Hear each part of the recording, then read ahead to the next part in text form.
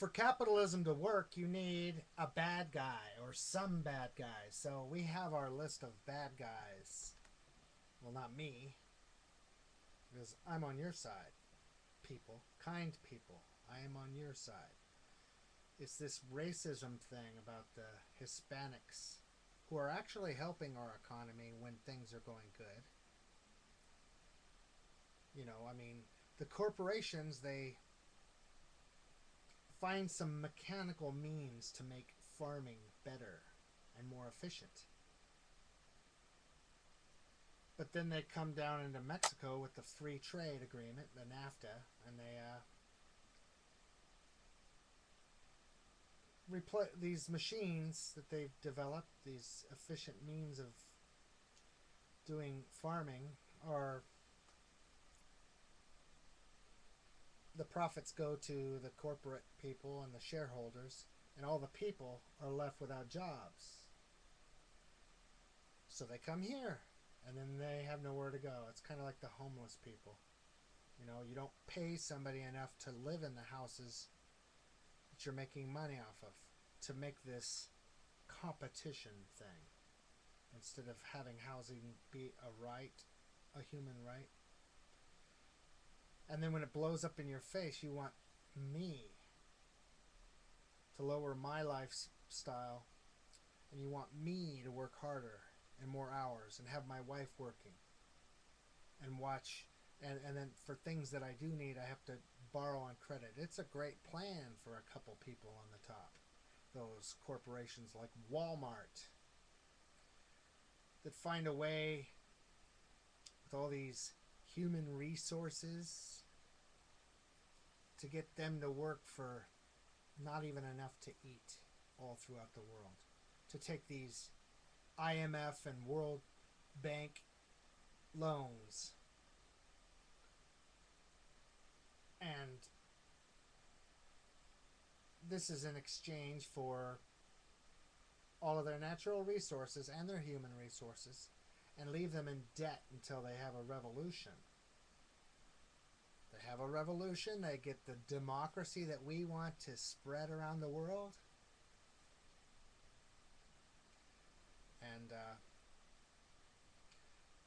as soon as the people start fighting the government like we are here, and they go to a more socialistic, social democratic, liberal government, America goes in and they send their army in there to make sure that a dictator who is easier to work with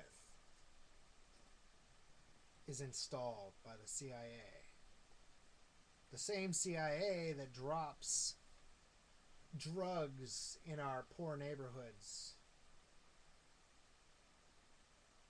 so they could launder the money up at Wall Street or UBS. And then their spin-off from all of this is to create this prison complex where all the poor people go into prisons. And then the speculators and all the people with their retirement accounts that are based on the profits of building new prisons help their retirement funds. But even those retirement funds aren't safe from the oligarchs on the top. No. They'll take your money, and when they've hollowed out the economy, they'll be moving to Dubai to build that place up as the next bubble or next project to exploit. And as long as you have your Disney and your iPod and your Starbucks, you're going to have no desire to go back to the roots of humanity when things were unfair, you know. This cycle that we have. You know, we have our economic cycles, you know. But this last one is up here like this. It's the highest it's ever been, the debt bubble. And there's always a downside with dwindling resources. good times are not going to be back unless we actually spend the last bit of money we can to sustain ourselves and create some new laws that are more just. This system is corrupt. It's based on credit, allowing banks to have the right to print up money and then come after you with interest, so that a few people at the top can make more bets and play more games and borrow more money from the gains that they think are coming from all the employment. But see, these people can take their money, this fake money we have, this fiat system, and actually buy gold and run away to the next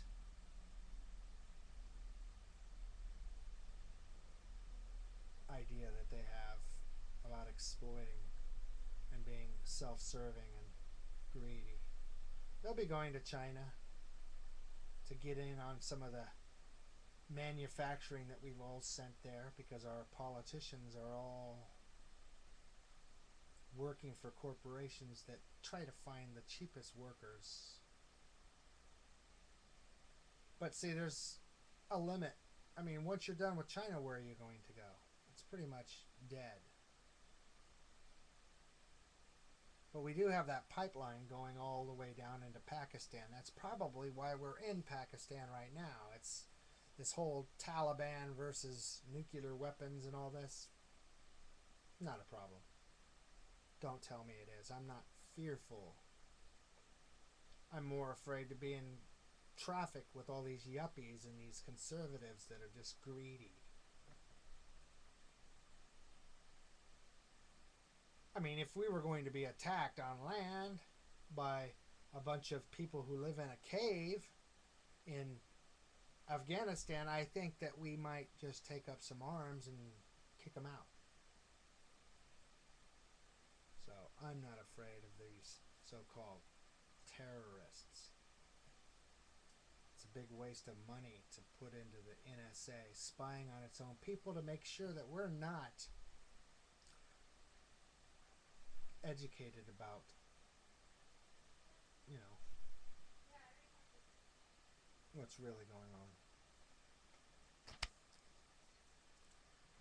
So that was a major tangent there, and I was all over the place, but it's kind of like, you know, it's kind of like my diary here, my vlog, and there's more to come. I'll try to organize my thoughts and feelings, but whenever I have some thoughts, you know, I kind of ramble on because I haven't actually written this stuff down like I should. I'm kind of organic that way.